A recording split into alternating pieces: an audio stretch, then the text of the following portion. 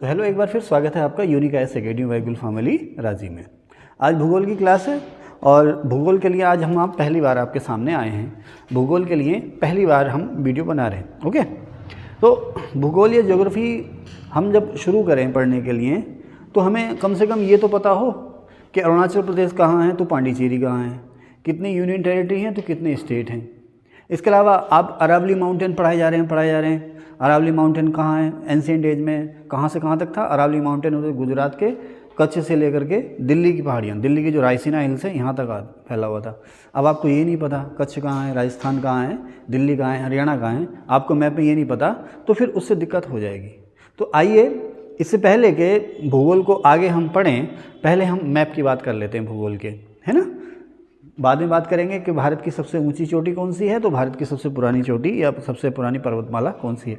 सबसे पहले भारत को जान लें, और भारत को जानने के लिए सबसे पहले हम भारत के मैप की बात करते हैं। ठीक है, ये सामने आपकी फैसिलिटी के लिए या आपका समय बचाने के लिए मैंने मैप बना रखा है। ओके, कोशिश की है मैंने कि मैं ठीक ठाक बना सकूँ। हाँ, लेकिन हूबहू तो ये बन नहीं पाया, लेकिन इसमें मैंने ये ध्यान रखा है कि जिस स्टेट की बाउंड्री जिस स्टेट या यूटी से मिल रही है उसी से मिले, इधर उधर ना हो जाए, इस चीज़ का मैंने ध्यान रखा है। बाकी आइडियली ये स्केल पर बिल्कुल पूरी तरह से ठीक नहीं है, लेकिन आपको एक आइडिया मिल जाएगा। ठीक है, तो जैसे अपनी पिछली क्लास में मैंने कहा कि हमारे पास रिसोर्सेज जो हैं लिमिटेड हैं, तो जैसे रिसोर्सेज बढ़ेंगे यहाँ पर हम उसको इन्वेस्टमेंट कर देंगे। ठीक है, ओके। तो सामने आपके भारत का मानचित्र है और इसको सही पहचानते हैं, हमारे देश का नक्शा है ये। सबसे पहली बात, भारत का आप कहते हैं ना सबसे उत्तरी राज्य कौन सा है। अच्छा, अब जैसे जम्मू कश्मीर का स्टेट का दर्जा ख़त्म करके जम्मू कश्मीर को दो हिस्सों में बांट दिया है, दो नई यूटी बना दी है, यूनियन टेरिटरी बना दी है। आप लोग जानते हैं ना केंद्र शासित प्रदेश और राज्य का अंतर क्या है, जानते हैं? राज्य और केंद्र शासित प्रदेश का अंतर क्या है?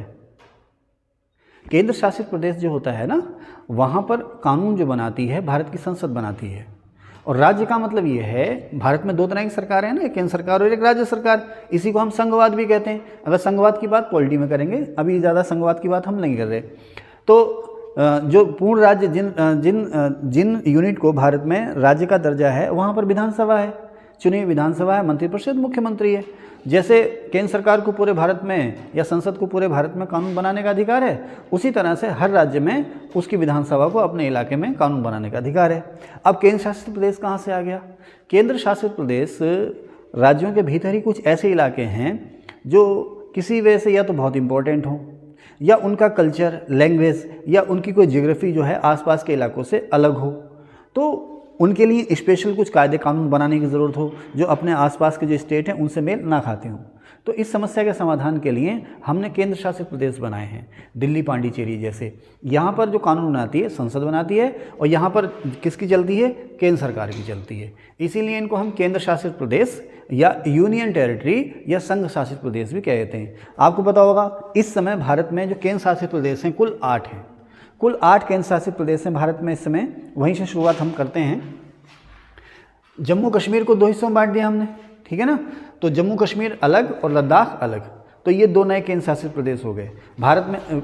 कई बार अब ये भी सवाल आ रहा है कि इनमें से भारत में कौन सा सबसे नया केंद्र शासित प्रदेश है, तो जम्मू कश्मीर और लद्दाख हैं। ओके, दो ये हो गए। तीसरा हो गया चंडीगढ़। चंडीगढ़ जो है पंजाब से नहीं, सॉरी, हाँ, यस, पंजाब से घिरा हुआ है, उसके नीचे हरियाणा हुआ। चंडीगढ़ जो है पंजाब के चारों ओर से घिरा हुआ है, और चंडीगढ़ जो है आपको पता है पंजाब और हरियाणा दोनों की राजधानी भी है ना। उसके बाद दिल्ली आया। दिल्ली राष्ट्रीय राजधानी क्षेत्र भी है, लेकिन ये क्या है? ये यूनियन टेरिटरी है ना। दिल्ली और पांडिचेरी की कुछ और खूबी है, वो भी बताऊंगा मैं आपको। उसके बाद अभी क्या होता था, दमन दीव, पहले ये देख रहे हैं आप, दमन और दीव, शायद इसमें हम दिखाई दे रहा होगा आपको, दमन और दीव, है ना, गुजरात की टेरिटरी में है ये। दमन दीव पहले केंद्र शासित प्रदेश होता था अलग, और दादरा नगर हवेली अलग केंद्र शासित प्रदेश होता था, लेकिन अब इन दोनों को मिला दिया है, इन दोनों को एक कर दिया गया।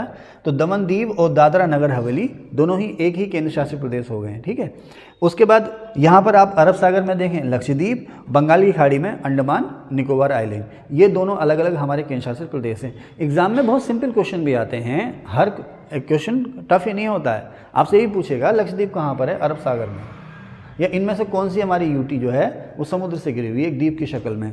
तो अंडमान निकोबार और लक्षद्वीप जो है इन्हें एक्चुअली कहते हैं लक्षद्वीप समूह, अंडमान निकोबार द्वीप समूह, क्योंकि इसमें कई सारे आइलैंड मिलते हैं। ओके, तो ये इसके अलावा पुदुचेरी आपको पता ही है 3 राज्यों और 4 जगहों पर है, माहे, यनम, कराईकल, है ना, और पुदुचेरी जो है 3 राज्यों में 4 अलग अलग जगहों पर फैला हुआ है। इसके बारे में अलग से जब पुदुचेरी के बारे में बात करेंगे तो बताएंगे। तो पुदुचेरी हमारा केंद्र शासित प्रदेश हुआ। इस तरह से इस समय जो स्थिति है भारत में प्रशासनिक राजनीतिक विभाजन की, तो 8 केंद्र शासित प्रदेश हैं, दिल्ली, चंडीगढ़, दमन दीव और दादरा नगर हवेली। 4 नाम है, दमन दीव, दादरा नगर हवेली, अब चारों एक हो गए, ठीक है। लद्दाख, जम्मू कश्मीर, पुदुचेरी, लक्षद्वीप और अंडमान निकोबार आइलैंड, ठीक है। ये 8 केंद्र शासित प्रदेश हैं। अच्छा, अभी क्या है कि तेलंगाना बनने से पहले भारत में 28 राज्य हुआ करते थे। पहले ये होता था ना, पुरानी किताब अगर आप पढ़ेंगे, कोई पुरानी किताब पढ़ेंगे तो उसमें राज्य 28 देगा और केंद्र शासित प्रदेश देगा 7, लेकिन अब स्थिति बदल गई है। अब हैं 8 केंद्र शासित प्रदेश और राज्य हो गए हैं फिर से 28।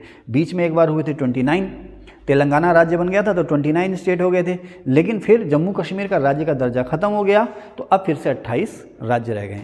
तो आप लोग इसको अच्छे से याद कर लेना, कितने राज्य हैं? 28 राज्य हैं, 28 स्टेट हैं और 8 यूनियन टेरिटरी यानी कि केंद्र शासित प्रदेश। ओके, समझ गए? आगे चलते हैं। अब देखते हैं यहाँ पर कहाँ है।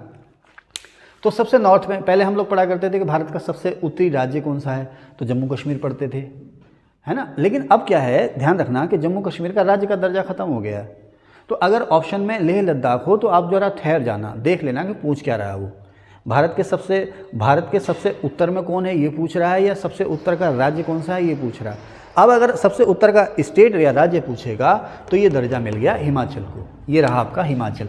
साथ ही साथ इसके बीच में लिखते रहेंगे और इनकी जो बाउंड्री है उसके बारे में बताते रहेंगे। अब सबसे उत्तर का जो स्टेट हो गया वो हो गया हिमाचल प्रदेश। ओके, समझ गए? अब अगर आपसे पूछे सबसे उत्तर में कौन है तो लद्दाख है, या सबसे उत्तर में केंद्र शासित प्रदेश कौन सा है तो लद्दाख है, या भारत का कौन सी इकाई। अच्छा, जब बोलता है ना वो भारत में कितनी यूनिट या इकाइयाँ, तो यहाँ पर देखो ये बहुत ही इंपॉर्टेंट चीज़ है। यूनिट या इकाई का मतलब है, नाजिम भाई आज समोसा नहीं खिलाएंगे? खिलाइए ना, इसको पॉज कर दीजिए ज़रा।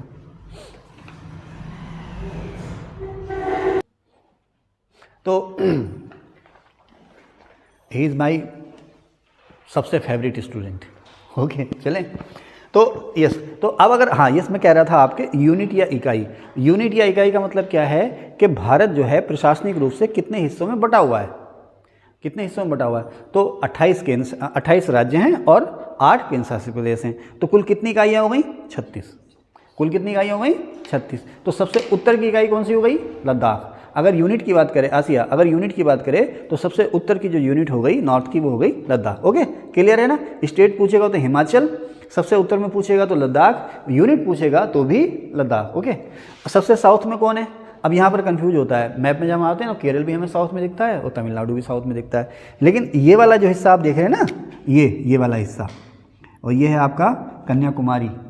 कन्याकुमारी का दूसरा नाम क्या है? केप कैलीमोर। यहाँ लिख दो कन्याकुमारी या केप कैलीमोर। ये यहाँ पे नहीं है कन्याकुमारी, ये इस जगह पे। तो भारत का सबसे दक्षिणी बिंदु, बल्कि अब यहाँ पर भी देखो एक चीज़ आती है गौरी मैम, भारत की मुख्य भूमि का सबसे दक्षिणी बिंदु और भारत का सबसे दक्षिणी बिंदु साउथ पॉइंट, यहाँ पर थोड़ा अंतर है। मुख्य भूमि कौन सी हो गई?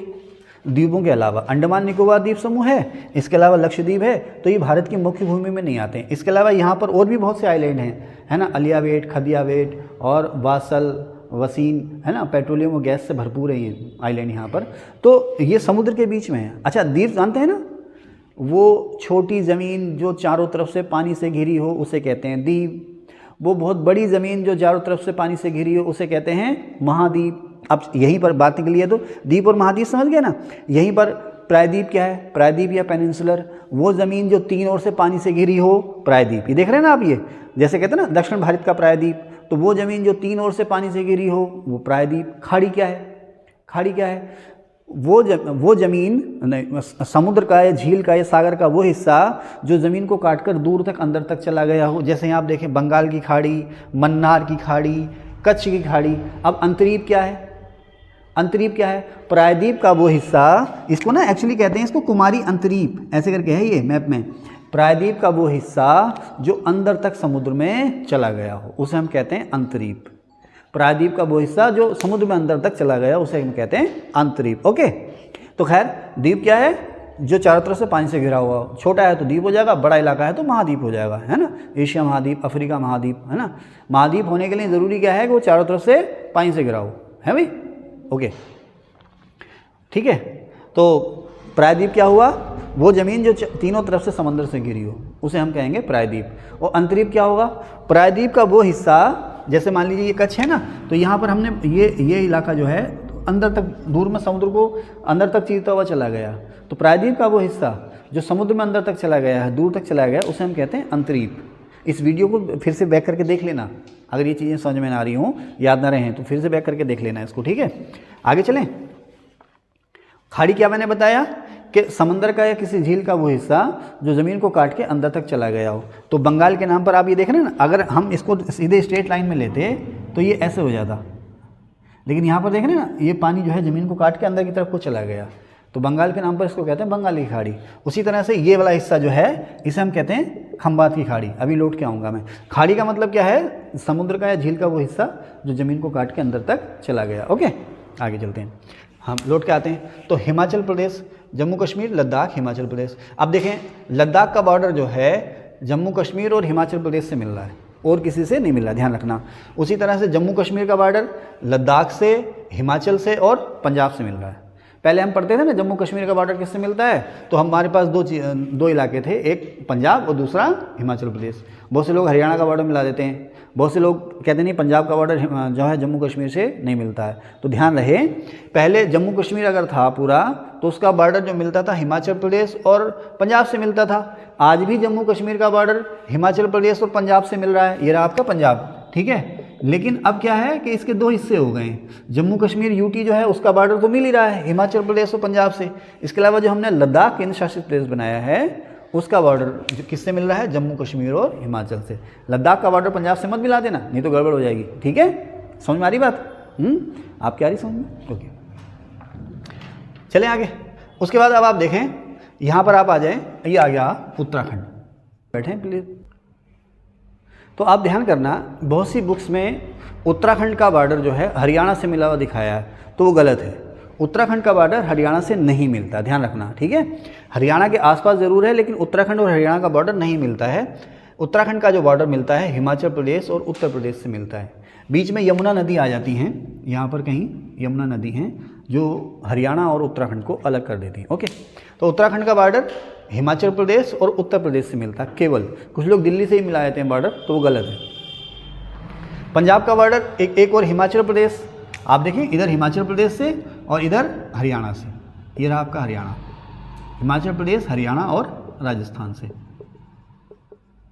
ये थार का डेजर्ट है ना, थार का रेगिस्तान, इसका विस्तार इधर पंजाब में को होता जा रहा है। जैसे जैसे ग्लोबल वार्मिंग, क्लाइमेट चेंज बढ़ता जा रहा है, वैसे वैसे रेगिस्तान भी बढ़ता जा रहा है। तो पंजाब का बहुत सारा इलाका रेगिस्तान से ग्रस्त होता जा रहा है। तो खैर, पंजाब का बॉर्डर इधर राजस्थान, अभी पाकिस्तान की बात भी करेंगे लेकिन बाद में करेंगे। पंजाब का बॉर्डर इधर राजस्थान और इधर हरियाणा से और हिमाचल से। तो पंजाब का बॉर्डर 3 स्टेट से मिल रहा है, राजस्थान, हरियाणा और हिमाचल प्रदेश। ओके, आगे चलते हैं। उसके बाद आप खुद हरियाणा की बात करें तो हरियाणा का बॉर्डर आप देखें, उत्तर में हिमाचल प्रदेश, इधर उत्तर पश्चिम में पंजाब, दक्षिण पश्चिम हुआ ये इससे राजस्थान से और उत्तर प्रदेश से। हरियाणा का बॉर्डर उत्तर प्रदेश, राजस्थान, पंजाब, हिमाचल। ध्यान रखना, बार बार कह रहा हूँ, हरियाणा का बॉर्डर उत्तराखंड से नहीं मिलता है ना। अगर आप उत्तराखंड का यूपी का एग्जाम देने जाएंगे तो उसमें खूब आता है। उसके बाद दिल्ली आ गया। दिल्ली राष्ट्रीय राजधानी क्षेत्र या केंद्र शासित प्रदेश दिल्ली। दिल्ली का बॉर्डर आप देखें किस किस से मिल रहा है। एक तो हरियाणा और यूपी ने दिल्ली को घेर रखा है, तो 2 ही स्टेट हमारे ऐसे हैं जिनसे दिल्ली का बॉर्डर मिल रहा है। अक्सर एग्जाम में आता है ना, तो एक ऑप्शन वो राजस्थान में डाल देता है। तो जो बिगिनर्स होते हैं, जिन्होंने अभी शुरुआत की होती तैयारी की, तो वो राजस्थान से भी बॉर्डर मिला देते हैं दिल्ली का, लेकिन वो गलत है। तो दिल्ली का जो बॉर्डर है वो हरियाणा और उत्तर प्रदेश से मिलता है। आप देखें ना, यहाँ पर हरियाणा ने इधर इसको 3 तरफ से घेर रखा है और इसके इस ओर जो है वो यूपी है। तभी तो आप देखते हैं ना, दिल्ली जब जाते हैं तो पता चला अभी गाजियाबाद से निकले थे, दिल्ली में गए, फिर गाजियाबाद आ गया, कभी नोएडा, कभी ग्रेटर नोएडा आ गया, कभी गुड़गांव आ गया, ठीक है। तो ये सब घुले मिले हैं। ओके, गुड़गांव का नया नाम क्या हो गया? गुरुग्राम, है ना, पता है ना? गुड़गांव का नया नाम क्या हो गया? गुरुग्राम। ओके, अच्छा, अब आप चलें तो देखो, ये तो था हमारा उत्तर भारत। उत्तर भारत में जम्मू कश्मीर, लद्दाख, हिमाचल, पंजाब, हरियाणा, उत्तराखंड, उत्तर प्रदेश। यूपी आमतौर पे जिसे हम लोग बोलते हैं राजस्थान, है ना। ये धुर उत्तरी भारत के इलाके हैं हमारे, नॉर्थ इंडिया। आप देख रहे हैं कर्क रेखा यहाँ से कहीं से गुजर रही है ना,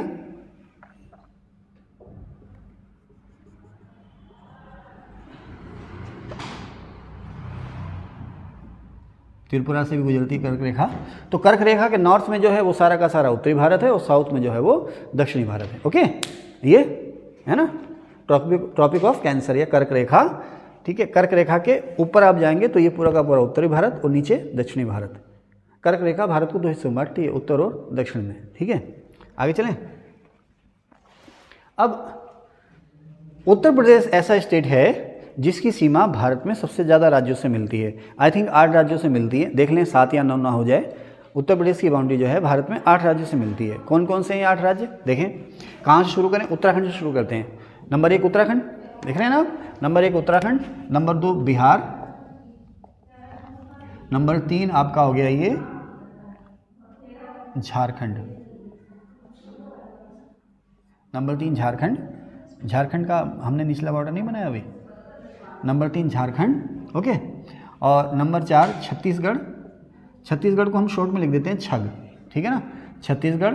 तो नंबर यूपी का बॉर्डर बिहार 1, झारखंड 2, छत्तीसगढ़, उत्तराखंड से शुरू किया था, उत्तराखंड 1, बिहार 2, झारखंड 3, छत्तीसगढ़ 4, और ये रहा आपका एमपी 5, और राजस्थान 6, हरियाणा 7, और यूपी का बॉर्डर यहाँ से थोड़ा सा मिलता है हिमाचल प्रदेश से। तो 8 स्टेट से यूपी का बॉर्डर मिलता है।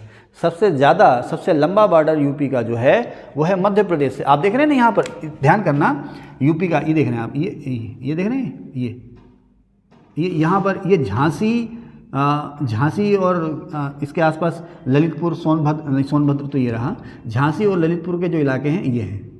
तो ये इतना लंबा बॉर्डर जो है यूपी का एमपी से बनता है। तो यूपी की सबसे लंबी जो बाउंड्री है वो मध्य प्रदेश से है, और सबसे छोटी या सबसे कम बाउंड्री जो है वो हिमाचल प्रदेश से, ठीक है ना। यहाँ पर हिमाचल प्रदेश का सिरमौर जिला, उत्तर प्रदेश में सहारनपुर, देहरादून जो है यहाँ से कहीं से मिलता है। ओके, चलें sir.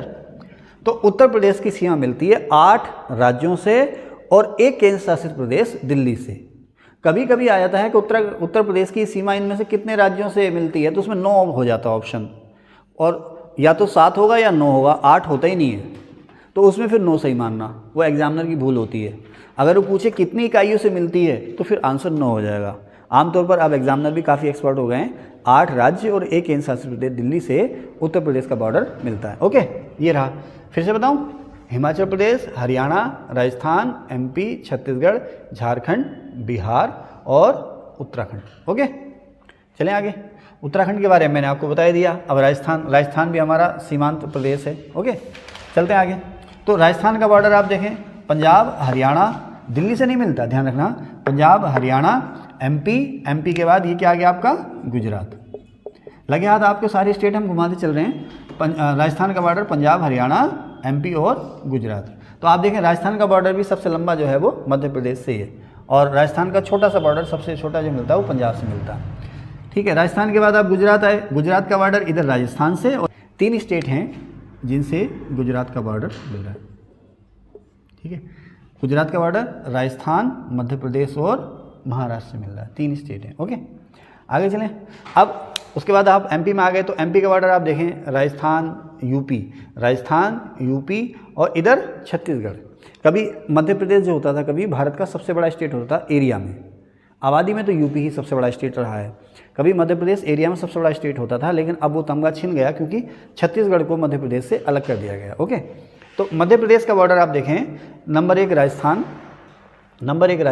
Number 2 UP, number 3 Chhattisgarh, number 4 Maharashtra और नंबर 5 गुजरात। ओके, मध्य प्रदेश जो है भारत के बिल्कुल बीचों बीच में है, इसीलिए इसे भारत का दिल भी कहते हैं। एमपी को हार्ट ऑफ इंडिया या भारत का दिल कहते हैं। इसकी एक जो खास वजह भी है कि ये भारत के सबसे बीचों बीच में है, भारत का हृदय प्रदेश। अब यहीं पे ना भारत का दिल दिल्ली को भी बोल देते हैं। अगर आपसे कोई पूछे भारत का हृदय प्रदेश, तो वो आंसर आएगा आपका एमपी या मध्य प्रदेश, ध्यान रखना। ओके,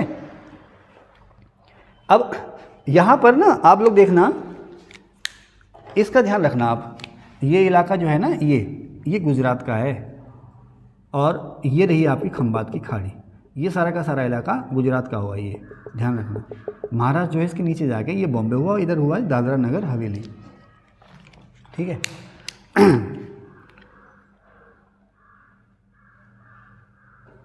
आगे चलें तो एमपी महाराष्ट्र, एमपी का बॉर्डर मैंने आपको बताया। उसके बाद एमपी से ही लगा हुआ छत्तीसगढ़। छत्तीसगढ़ का जो बॉर्डर है वो आप देख रहे हैं मध्य प्रदेश से, और इधर एमपी महाराष्ट्र, ये रहा आपका महाराष्ट्र। ये महाराष्ट्र जो है भारत का पश्चिमी प्रदेश कहलाता है, पश्चिमी या दक्षिणी पश्चिमी प्रदेश कहलाता है। लेकिन आप देखें यहाँ तक इसकी सीमा फैली हुई है, नागपुर का इलाका है, नागपुर और ये विदर्भ का इलाका हुआ।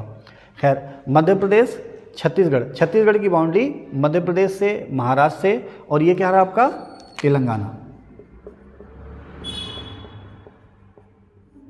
तेलंगाना आंध्र प्रदेश से अलग करके बना था ना, ठीक है।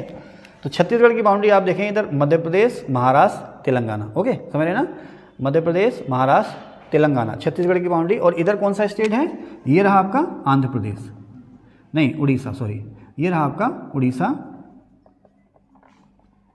और ये झारखंड।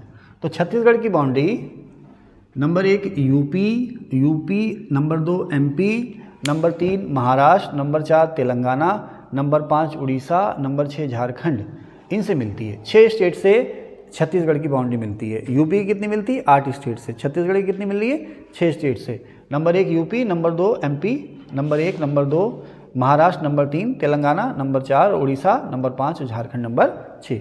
6 स्टेट से यूपी की बाउंड्री मिल रही है, ओके है, सॉरी छत्तीसगढ़ की बाउंड्री 6 स्टेट से मिल रही है। आगे चलें, अब छत्तीसगढ़ हो गया। महाराष्ट्र की बाउंड्री आप देखें गुजरात, और इधर आपका क्या रहा, गोवा और कर्नाटक, ये रहा कर्नाटक, छोटा सा प्रदेश है कर्नाटक, सॉरी गोवा जो है वो छोटा सा, ये रहा आपका गोवा, बहुत ही छोटा सा स्टेट है गोवा, ठीक है। तो महाराष्ट्र की बाउंड्री इधर आप देखें गुजरात, एमपी, छत्तीसगढ़, तेलंगाना, कर्नाटक और गोवा से। उसी तरह से आप चलते जाइए, कर्नाटक की बाउंड्री महाराष्ट्र गोवा इधर हुए, तेलंगाना, और ये क्या रहा आपका आंध्र प्रदेश, और साउथ में तमिलनाडु, और इधर साउथ वेस्ट में केरल। पतली सी पट्टी जैसा स्टेट है ये हमारा केरल जो है, ठीक है। तो कर्नाटक की बाउंड्री महाराष्ट्र, गोवा, केरल, तमिलनाडु, आंध्र प्रदेश, तेलंगाना से, ठीक है। आगे चलें, केरल की बाउंड्री इधर कर्नाटक और तमिलनाडु से। फिर साउथ में आप तमिलनाडु की तरफ चलें तो तमिलनाडु की बाउंड्री केरल, कर्नाटक और आंध्र प्रदेश से। कोई दिक्कत नहीं है ना। तो कभी कभी ऐसा भी पूछ लेता है कि इसमें से कौन सा दक्षिण में है, कौन सा उत्तर में है, तो मैप की जानकारी आपको होनी चाहिए। अगर मैप की जानकारी नहीं होगी तो ये सवाल नहीं कर पाएंगे आप, ओके। फिर आंध्र प्रदेश आप देखें तमिलनाडु, इसके साउथ में तमिलनाडु, इधर वेस्ट में कर्नाटक, तेलंगाना, उड़ीसा। 4 राज्यों से घिरा हुआ है ये आंध्र प्रदेश, तमिलनाडु, कर्नाटक, तेलंगाना और उड़ीसा, ओके। स्वयं उड़ीसा जो है, इधर देखें आप, थोड़ा सा इलाका ये तेलंगाना का है जो उड़ीसा से मिलता है। तेलंगाना और उड़ीसा का बॉर्डर आपस में मिलता है, ठीक है ना, छोटा सा इलाका है। तेलंगाना, उड़ीसा जो है इधर तेलंगाना से और इधर आंध्र प्रदेश से अपना बॉर्डर बनाता है। उड़ीसा छत्तीसगढ़ से, झारखंड से और पश्चिम बंगाल से भी अपना बॉर्डर बनाता है। ये चीज़ें आपको बार बार आपको ना अपने अंदर एक शौक़ पैदा करना पड़ेगा मैप को देखने का। ऐसे एक दिन मैंने आपको पढ़ा दिया, उसके बाद आपको याद हो गया, ये संभव नहीं है। तो बार बार अक्सर जो है शौक़ पैदा करना होगा अपने भीतर। और अच्छा, कुछ लोग क्या करते हैं ना, अपने स्टडी रूम में जहाँ पर भी पढ़ते हैं, आमने सामने खूब सारे नक्शे, आपने जाना है जाइए, खूब सारे मैप बना देंगे, देखेंगे कभी नहीं। मैप बना देंगे, दीवारों पर चिपका देंगे, देखेंगे उनको कभी नहीं। तो अगर दीवारों पर चिपका भी रहे हो ना तो उनको देखने की आदत भी डालो, है ना। या अगर कभी झारखंड पॉपुलर हो रहा है, चर्चा में है, खबरों में खूब चल रहा है, तो देख लो झारखंड कहाँ है भाई, किससे इसकी बाउंड्री मिल रही है ना, ओके। तो उड़ीसा की बाउंड्री आंध्र प्रदेश, तेलंगाना, छत्तीसगढ़, झारखंड और पश्चिम बंगाल से। ये रहा आपका पश्चिम बंगाल। आज़ादी से पहले ये बंगाली होता था, आज़ादी के बाद पूर्वी बंगाल बना और पूर्वी बंगाल अब हो गया आपका बांग्लादेश, ओके। तो अब नेक्स्ट झारखंड की बाउंड्री जो है, इधर आप देखें झारखंड की बाउंड्री इधर बिहार से ही मिलती है, यूपी से ही मिलती है, छत्तीसगढ़, उड़ीसा और पश्चिम बंगाल से भी मिलती है झारखंड की बाउंड्री। अच्छा, बिहार और झारखंड भी पहले एक थे, आपको पता ही होगा, लेकिन जो लोग नई तैयारी शुरू कर रहे हैं उन्हें पता नहीं होगा। जैसे तेलंगाना आंध्र प्रदेश से अलग होकर बना है, उत्तराखंड यूपी से अलग होकर बना है, उसी तरह से झारखंड बिहार से अलग होकर बना, छत्तीसगढ़ एमपी से अलग होकर बना। तो बिहार झारखंड की बाउंड्री, बिहार की बाउंड्री किससे मिलती है? यूपी, झारखंड, पश्चिम बंगाल, बस, ठीक है ना। क्या बिहार की बाउंड्री सिक्किम से मिलती है? बिहार की बाउंड्री सिक्किम से मत मिला देना, क्योंकि यहाँ पर आप देख रहे हैं ना, ये जो इलाका, ये सारा का सारा सिक्किम, ये सिक्किम का वो जो दार्जिलिंग वाला इलाका है ना, वो है ये सिक्किम है, ये कालिम्पोंग दार्जिलिंग वाला इलाका। तो बिहार की बाउंड्री सिक्किम से मिलाने की भूल मत करना, ठीक है। तो बिहार की बाउंड्री इधर बंगाल से, इधर झारखंड से और इधर यूपी से मिलती है। उसके बाद सिक्किम की बाउंड्री जो मिलती है, अच्छा सिक्किम को कुछ लोग असम से मिला देते हैं, तो ध्यान रखना सिक्किम की बाउंड्री असम से नहीं मिलती है। सिक्किम की बाउंड्री जो है केवल पश्चिम बंगाल से मिलती है। यहाँ पर क्या है? भूटान, अभी बात करेंगे भूटान की भी। और ये क्या है? ये नेपाल है, ठीक है। आगे चले। अब नॉर्थ ईस्ट के स्टेट में आप लोग अक्सर थोड़े से परेशान हो जाते हो, किसकी बाउंड्री किससे मिलती है, किससे नहीं मिलती है। तो नॉर्थ ईस्ट में अगर आप देखें, ये दिखाई दे रहा होगा, तो ये रहा आपका अरुणाचल प्रदेश, यहाँ से लेके यहाँ तक। अच्छा देखो, अरुणाचल प्रदेश जो है यहाँ तक आ गया मैप में, आप देखें ना, ये इस जगह तक, ये अरुणाचल, ये सारा का सारा आपका अरुणाचल हुआ। इंडियन मैप में आप देखेंगे ओरिजिनल, तो आपको ये ग्रीन कलर का दिखेगा, यहाँ तक ये सारा का सारा अरुणाचल हो गया। और ये हुआ आपका, ये मैं इसको ऐसे रेड कलर से डार्क कर दे रहा हूँ थोड़ा सा, ये है असम। ये मैंने इसलिए किया है कि आप देखें कि नॉर्थ ईस्ट के जितने भी स्टेट हैं, सिक्किम के अलावा नॉर्थ ईस्ट के जितने भी स्टेट हैं, असम की बाउंड्री उनसे सबसे मिलती है। ध्यान रखना, सिक्किम के अलावा असम की बाउंड्री सबसे मिलती है। जिधर जाएंगे असम मिलेगा आपको। अरुणाचल प्रदेश ये रहा आपका, ये मुझे रटा हुआ, आप लोग भी रट लेना। अरुणाचल प्रदेश, नागालैंड, मणिपुर और मिज़ोरम और त्रिपुरा, ये रहा आपका त्रिपुरा जो है बांग्लादेश से 3 ओर से घिरा। मुझसे एक बार इंटरव्यू में पूछा था कि भारत का कौन सा स्टेट बांग्लादेश से 3 ओर से घिरा हुआ है, तो तुक्का मार दिया था मैंने, अचानक ध्यान आ गया था क्योंकि मैप देखा था। त्रिपुरा बांग्लादेश से 3 ओर से घिरा हुआ है, ठीक है। और एक बार सवाल आता है कि कौन सा स्टेट जो है बांग्लादेश को 2 बार टच करता है, तो वो करता है असम। और ये रहा आपका मेघालय, ठीक है। इस वीडियो में इतना ही, और अगली वीडियो में हम बात करेंगे आपसे बंगाल की खाड़ी, अरब सागर के किनारे कौन से स्टेट हैं, कौन से स्टेट हमारे सीमावर्ती हैं, कौन से स्टेट आंतरिक हैं, कौन इंटरनेशनल बाउंड्री पर रखे हुए हैं। इस वीडियो में इतना ही, दूसरी वीडियो में आपसे मिलते हैं। Thank you.